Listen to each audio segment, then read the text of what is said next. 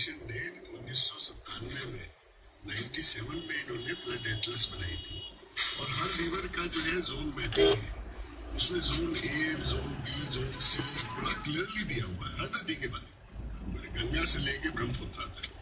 और उसमें ये बताया गया है कि ए जोन जो है उसमें जो एनुअल फ्लडिंग की संभावना है या 5 साल में एक बार जरूर फ्लड आ जाएगा।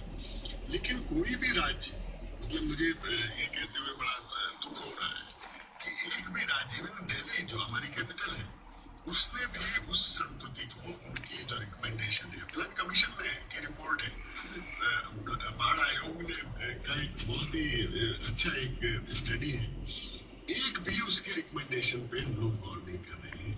और खासतौर से इस चीज पे कि भाई जो फ्लड जोन है जहाँ पे फ्लड आने की, तो किसी राज्य ने भी इसके ऊपर काम नहीं किया है। कदम जरूरी है, तो बहुत जरूरी, जिस तरह से क्षति हो रही है या इतिहास में हम देखते हैं, उसके मद्देनजर बहुत जरूरी है।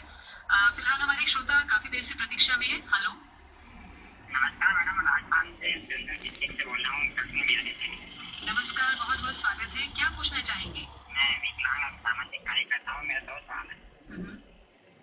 एक तो हिमाचल प्रदेश और जम्मू कश्मीर जैसे ऐसे राज्य हैं, ऐसे इलाके हैं, वहाँ पर अचानक बाढ़ घटने घटना होती है और फिर अचानक बाढ़ आती है, तो उसका तो कौन मैदान के बाहर लगाया जा सकता है। और जो उत्तराखंड में बाढ़ आई थी, इसके बाद में सरकार ने मैदान लगाने का कार्यक्रम कुछ किया था, तो क्या कर रही है, कुछ भी बातें हैं।